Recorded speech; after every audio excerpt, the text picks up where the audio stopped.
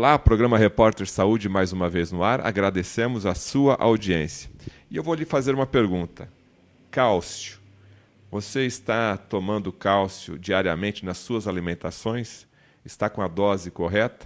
Agora, aliás, para que serve o cálcio em nosso organismo? Será que é somente para osteoporose? Para responder essas e outras perguntas sobre a importância do cálcio na nossa alimentação, Dr. Heraldo aqui da Nutriervas que vai dar essa aula para a gente. Dr. Heraldo, por que o cálcio é importante na nossa alimentação, no nosso dia a dia? O cálcio ele deve fazer parte da nossa dieta, principalmente pelas suas funções que ele executa no nosso organismo. Quais seriam essas funções ou quais seriam os tecidos em que ele vai estar atuando?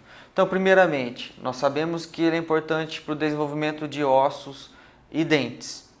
Só que, além disso, ele participa de inúmeras outras reações do nosso organismo. Por exemplo, a contração muscular.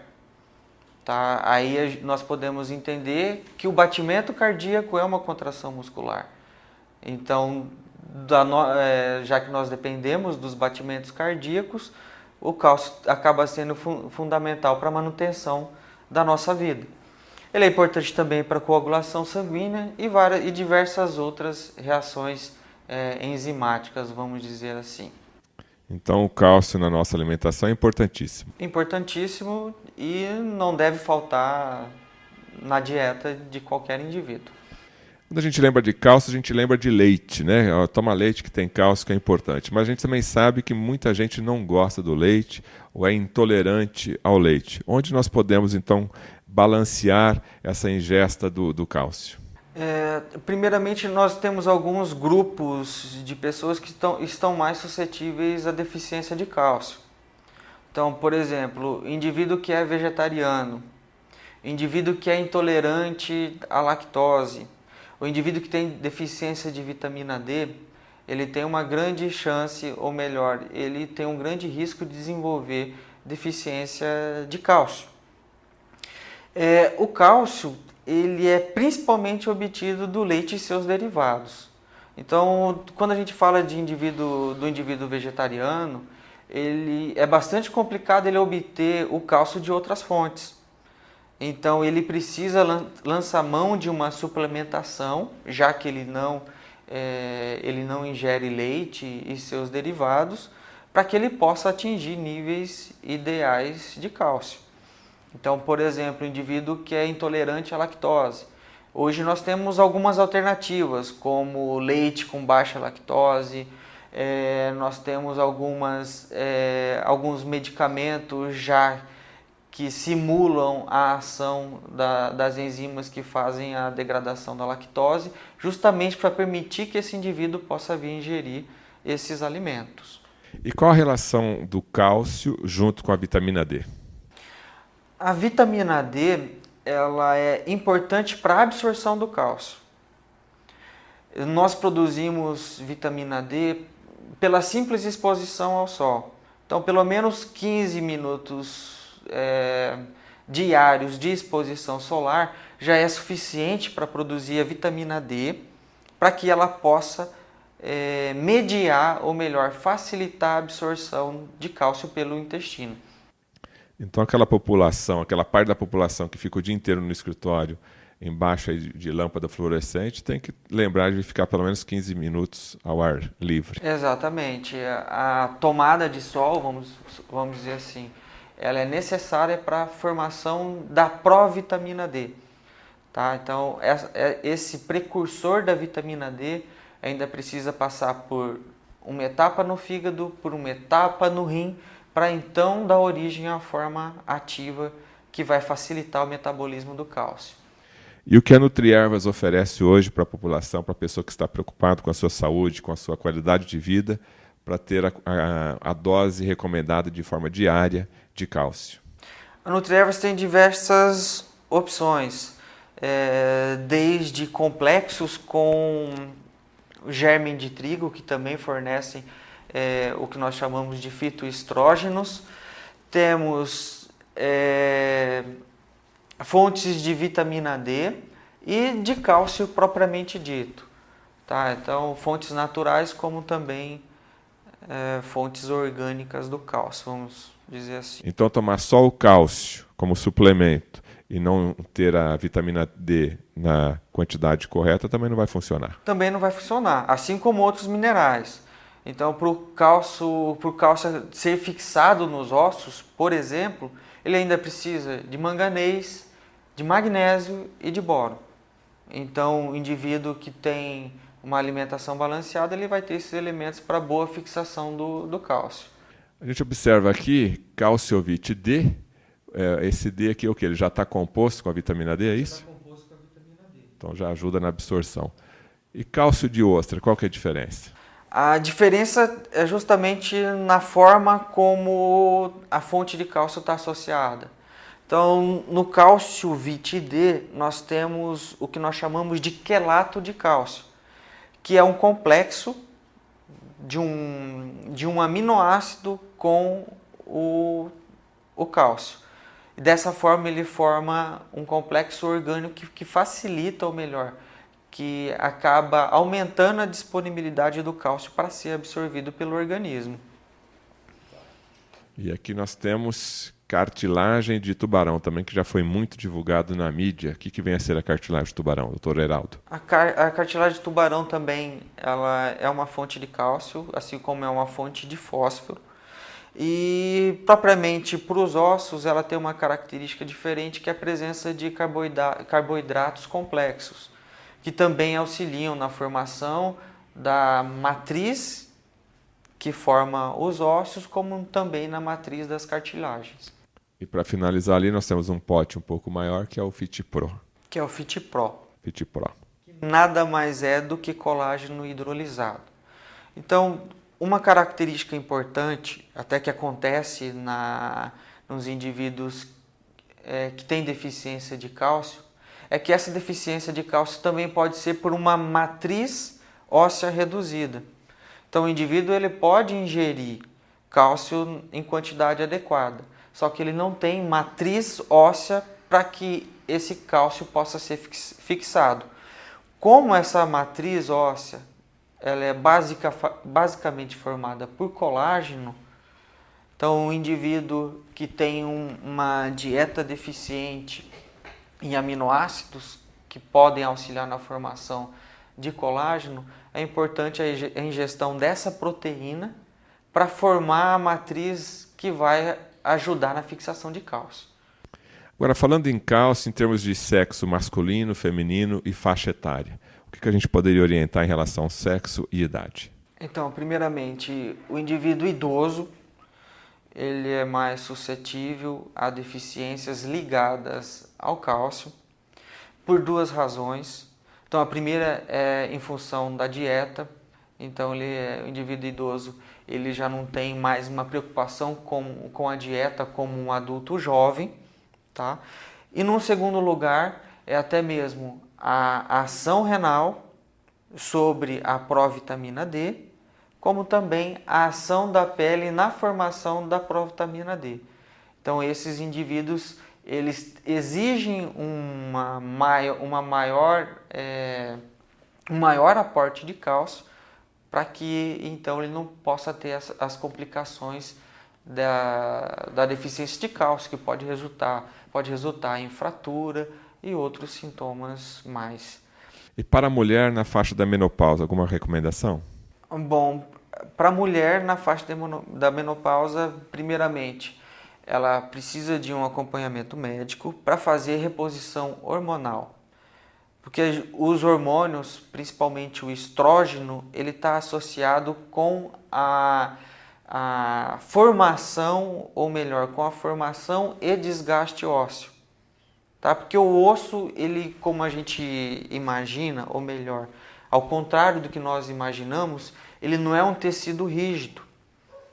Tá? Durante o desenvolver da vida, ele está em constante formação e reabsorção, vamos dizer assim. Então, esse ciclo, ou para que esse ciclo possa acontecer de forma adequada, principalmente no caso da mulher, ela precisa da ação do hormônio estrógeno. Então, a primeira recomendação é que ela faça reposição hormonal. Tá? Segunda recomendação é que se essa mulher ela não tem uma ingestão adequada de cálcio, se ela não toma leite ou seus derivados, ou até mesmo as outras fontes de cálcio, ela deve fazer necessariamente a suplementação com o cálcio. Conversamos então aqui com o Dr. Heraldo a respeito da importância da ingesta diária de cálcio e também da vitamina D para que o seu organismo fique nos padrões mínimos necessários para o bom funcionamento e qualidade de vida. O programa Repórter Saúde volta daqui a pouquinho.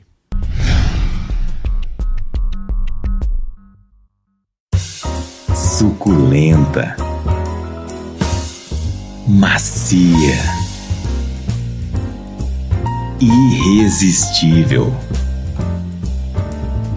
Em frente ao Parque do Ingá, Madeira Grill. À la carte a partir das 19 horas. Almoço por quilo ou rodízio de picanha, de terça a domingo, das 11h30 às 15 horas. Madeira Grill, o lugar dos amantes da carne. O novíssimo visual do Colégio São Francisco Xavier traduz sua filosofia de crescer e melhorar sempre. Música, esporte, dança e grandes eventos completam uma educação baseada em excelência de ensino e valores morais e espirituais. Colégio São Francisco Xavier, um colégio que pensa no futuro de seu filho. Colégio São Francisco Xavier, onde educar com amor cristão e seriedade faz a diferença. Viaje com a Expresso Caioa e antecipe sua passagem. A Expresso Caioa te leva de Maringá para São Paulo, São José dos Campos, Taubaté, Aparecida e Rio de Janeiro. E ainda parcela sua viagem em até 3 vezes sem juros no cartão de crédito. São muitas vantagens para você. Ligue agora para 32 22 75 35 ou acesse o site www.expressocaioa.com.br e conheça nossos outros destinos. Expresso Caioa, prazer em viajar. O mundo muda o tempo todo. O clima, as pessoas, as atitudes. Mudanças que fazem você buscar uma fonte de inspiração para um novo estilo de vida, que te faça crescer e mudar. Por isso, apresentamos uma completa família de produtos cuidadosamente preparados com elementos extraídos da natureza, para que você mude para um estilo de vida saudável. Nutriervas. Escolha o que te faz bem. Oi, gente, eu sou a Silvia da Valtrac Turismo, uma empresa especializada em Disney. Você que está pensando em ir para a Disney esse ano, o nosso programa já está pronto, um programa muito bom, programado carinhosamente para você, só que não adianta só querer ir para a Disney, você tem que correr com a documentação, tirar o seu passaporte, trazer o seu passaporte para que a gente possa agendar o seu visto americano. Hoje, já estamos agendando para maio. Se você não correr, não dá tempo de agendar, a tempo de você viajar em julho. Procure a gente, nós vamos te orientar de como fazer isso. O Colégio Grambel é qualificado e preparado para oferecer a educação que seu filho merece e precisa. Professores capacitados, estrutura física ampla, segurança, são alguns dos itens que fazem do Colégio Grambel um dos melhores da cidade. Aulas teóricas e práticas com laboratórios preparados para auxiliar no ensino e ainda conta com salas climatizadas e um completo laboratório de informática. Venha conhecer a evolução no ensino. Colégio Grambel, Rua Evaristo da Veiga 93, Zona 7. Fone 3227-4647, Maringá. Neste bloco do programa Repórter Saúde, nós vamos falar sobre câncer de mama. Esse nome normalmente assusta, principalmente as mulheres com essa doença, câncer de mama. Para falar sobre esse assunto, nós estamos aqui com o médico patologista, Dr. Alex Moisés Pimenta. Dr. Alex, o câncer de mama é realmente assustador? O câncer de mama, a palavra câncer, assusta as pessoas da mesma forma como assustava 30 anos atrás. Isso é muito ruim, pois as pessoas associam a palavra câncer à morte, né? E no caso do câncer de mama, ficar sem mama, né? Então, isso impede também que muitas mulheres procurem o atendimento devido, por já ter medo que isso vai acontecer com elas. E hoje, o que a gente felizmente tem a acrescentar é que é muito pequeno o número de mulheres que precisam realmente do tratamento de tirar a mama, né? Felizmente o diagnóstico tem sido feito cada vez em tumores menores, tumores de 1 centímetro, 2 centímetros, a maioria é diagnosticada desse tamanho, e o tratamento é realizado com quadrantes, ou seja, de um pedaço da mama é tirado, uma parte só das pacientes que vão para químio, rádio, com queda de cabelo, que é o estigma da paciente com câncer de mama. Então, o medo afasta muito a ida ao médico, mas é isso que realmente as protege do temido realmente retirada da mama. Quais são as fases para se fazer o exame, né? Tem um exame que a própria mulher pode apalpar, vai numa clínica especializada. Quais são as várias etapas até chegar ao médico patologista? Primeiramente, a paciente deve cuidar de si própria fazendo o autoexame da mama, né? Ou seja, não deve ter medo de fazer isso, tá? Eu acho que toda vez que ela vai realmente durante o banho, a palpação da própria mama é algo importantíssimo. Se for detectado qualquer alteração, realmente marcar o seu médico ginecologista de confiança para ela avaliar.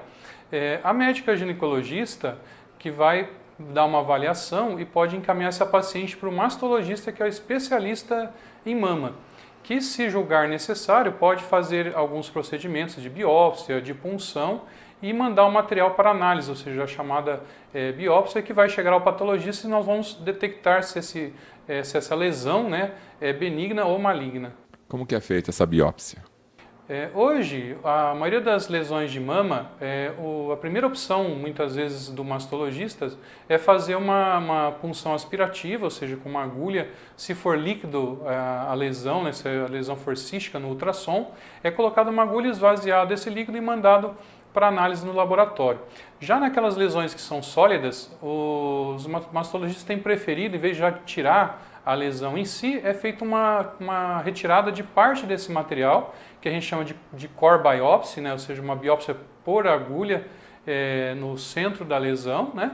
Onde é retirado um material de 2 centímetros por 1 milímetro, e o laboratório tem todas as condições de avaliar se aquela lesão é benigna ou maligna. Se for benigna, a paciente é acompanhada, né, pelo seu mastologista.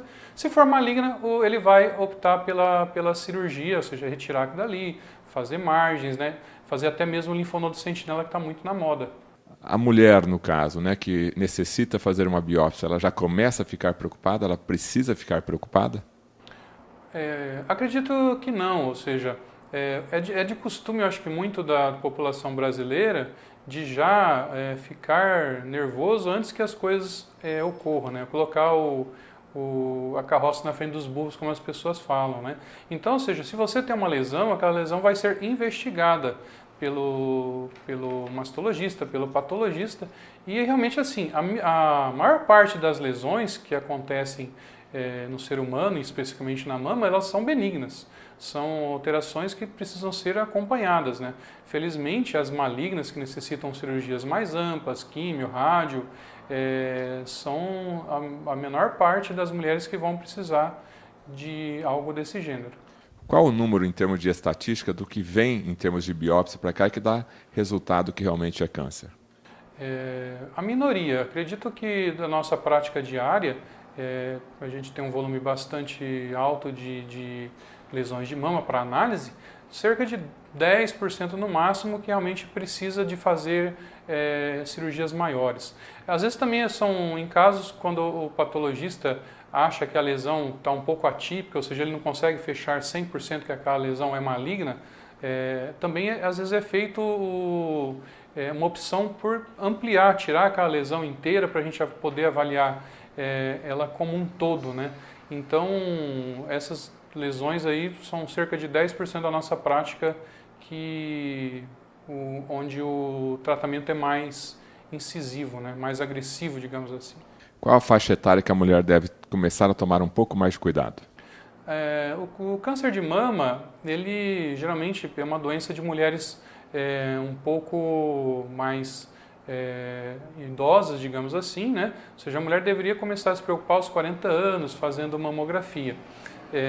Porém, se houver uma história familiar de câncer de mama em parentes muito próximos, como mãe, avó e tia, esse cuidado já deve ser antecipado, né? Ou seja, talvez até aos 25 anos já é bom começar a acompanhar, né? Não vai ser feito nada muito agressivo, apenas consultas anuais com o mastologista e vai sendo acompanhada a mama dessa paciente.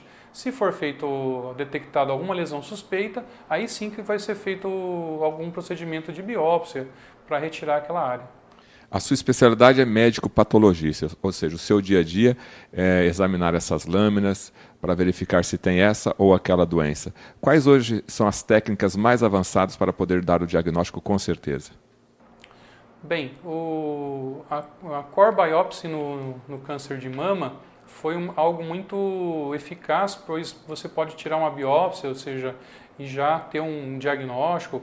Nessas biópsias pequenas também, a patologia, hoje nós temos um exame muito mais específico que se chama imunistoquímica, né, que pode ajudar em algumas lesões quando o patologista tem dificuldade, será que é benigna, será que é maligna?